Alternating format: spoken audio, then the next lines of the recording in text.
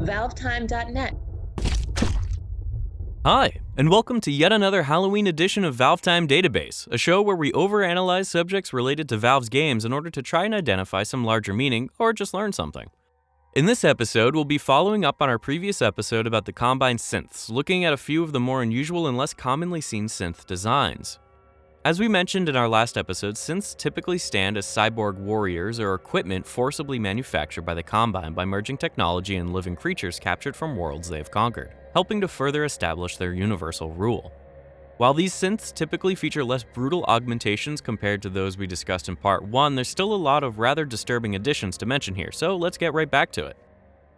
Despite being originally referred to as a mini-strider in the files of Episode 1, the Hunter is clearly no relative of the Strider at all, with the only substantial similarity being that both creatures feature 3 legs.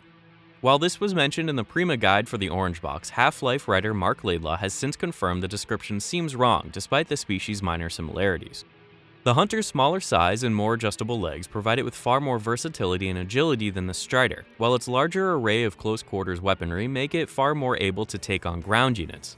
However, like the Strider, Hunters are also keen on using their legs as weapons to attack in close range, allowing them to charge at extremely high speeds while also featuring a pair of sharp pincers similar to a pair enclosed below the head. The 2 head-mounted pincers can be unfolded at will by the Hunter to pierce a target to quickly and effectively cause extreme damage, as shown by the Hunter's assault on Alex at the start of Episode 2. They are accompanied by 2 small pairs of feelers, one around the lower eye and one around the base of the head, though these 2 pairs are never shown to be used for violent purposes, instead possibly being reserved for communication or the like. As for the head itself, the Hunter features a pair of vertically stacked bright blue eyes, both of which are able to shoot the creature's trademark flechettes, which explode shortly after making contact. A large black antenna-like object on the back of the Hunter also serves an unknown purpose, possibly allowing them to communicate with other Combine units in the field regardless of their location.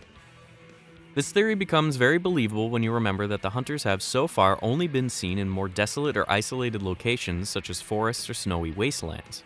The Hunter's unimposing armor is actually one of the strongest in the Combine arsenal, taking significantly reduced damage from most small firearms, even if bullets do still manage to cause quite a slash upon hitting their target.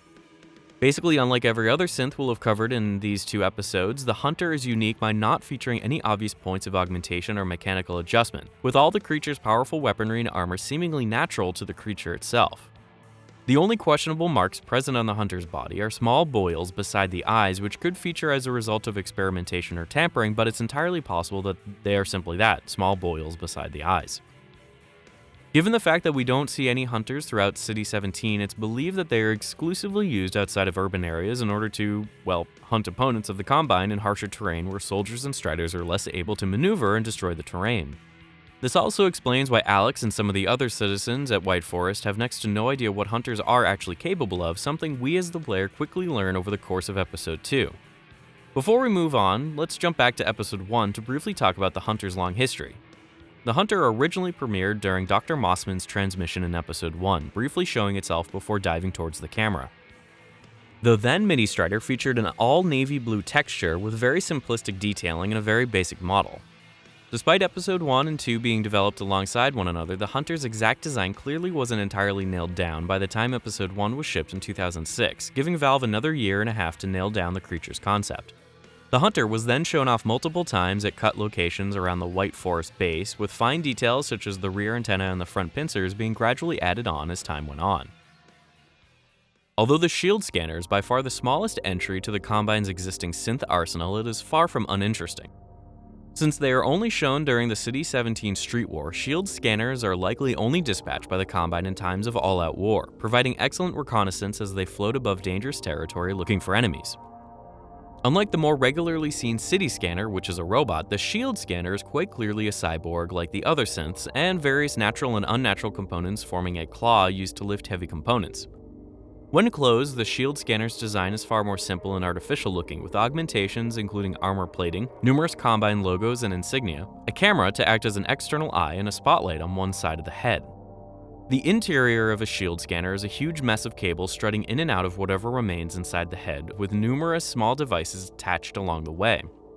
The shield scanner is clearly one of the Combine's more haphazardly constructed designs, as even when closed, the overcrowded interior appears as if it wants to spill out, with the small front hatch barely managing to stay closed.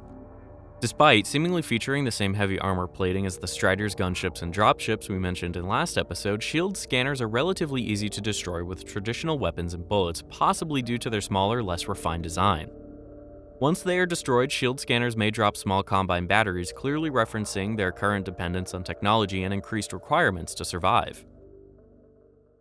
Another outlying synth not similar to any others we know of is the Advisor Pod, large shuttle-like objects used to transport the Combine leadership across long distances at high speed. These white creatures are shown most prominently throughout Half-Life 2 Episode 1, with likely the vast majority of City 17's advisors, at least 13 of them, using the synths as escape pods to flee the detonating Citadel core set to engulf the entire local area in a matter of moments. Like their synth brethren, it's fairly difficult to determine exactly where the Combine attachments begin and end, with the being inside almost completely obscured by technology and armor. For the purposes of protecting their supreme leadership, the Combine have outfitted the top of the creature with a hardened white shell adorned with their logo. The near-featureless top half is very different from the detailed underbelly, through which the contained advisor is clearly visible through a green liquid membrane of some kind. The underbelly also features a pair of longer legs, two thin antennae, exhaust vents, and numerous eyes, with a thin green slit at the end of the creature being used for propulsion during flight. It's not clear how many of these features were once completely organic compared to those added by the Combine as afterthoughts, but the way the smaller components interact and twitch give us the impression that the legs and antennae still contain a certain amount of organic matter controlled by the creature.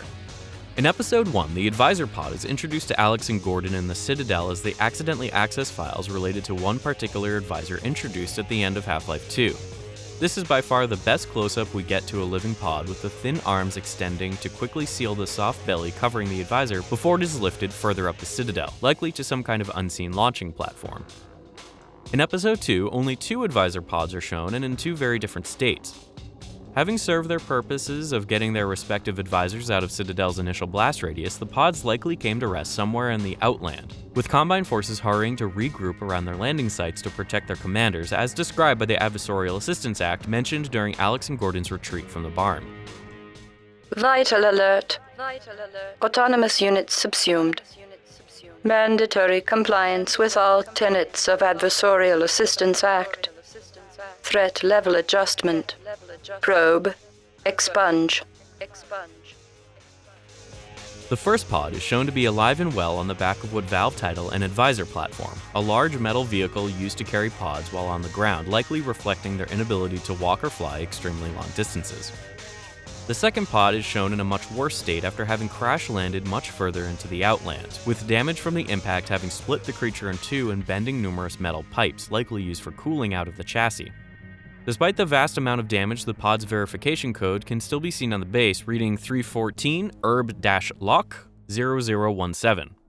While 314 has long stood as a mysterious number among the Combine, possibly referencing Earth, the rest of the code is rather easy to identify as Urban Location 17, reflecting the pod's origin in City 17.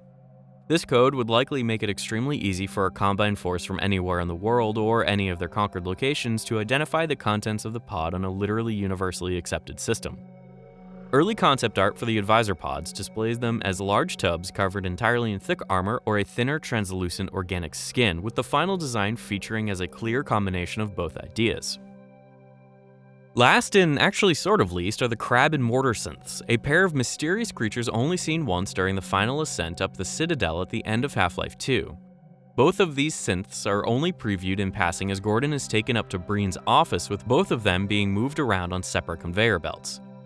The texturing and color schemes on both the Crab and Mortar are similarly primitive to those of enemies and creatures featured in older Half-Life 2 designs that never escaped development, reflecting the fact that both of these synths are actually more or less cut enemies implemented purely as Easter eggs at the end of the game. With that said, both are still technically creatures that exist in the canonical Half-Life universe, meaning we're still going to cover them. The Crab synth stands as the larger of the two, featuring heavy armor, various antennae, two larger back feet, two small front claws, and a giant minigun attached to its belly. The large exhaust-like port on the Crab's back is likely an artificial addition, as is the weird blue device on the opposite side. The Mortar is the smaller of the two, featuring a more pointed design complete with longer claws, a lot more antennae, and a rotatable gun mounted on its back, which launches forward to fire projectiles up into the air. As has become a running theme at this point, it's not entirely clear what is organic creature and what is augmentation, with the low-quality texturing and modeling not exactly helping.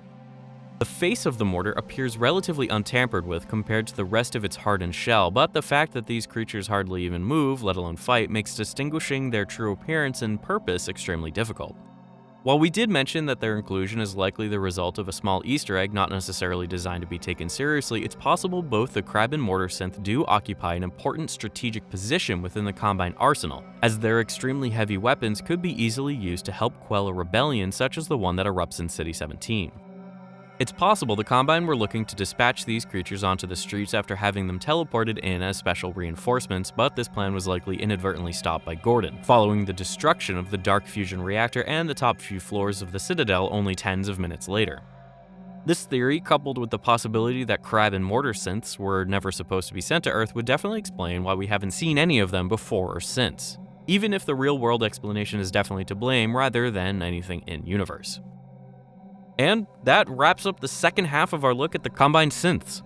Hopefully you found our ridiculous amount of overly nerdy analysis to be interesting, and if you did, be sure to check out our previous episodes of ValveTime Database, to subscribe to our YouTube channel, and to follow all our social media pages to catch all our latest content as soon as it's released. Thanks for watching, and bye for now.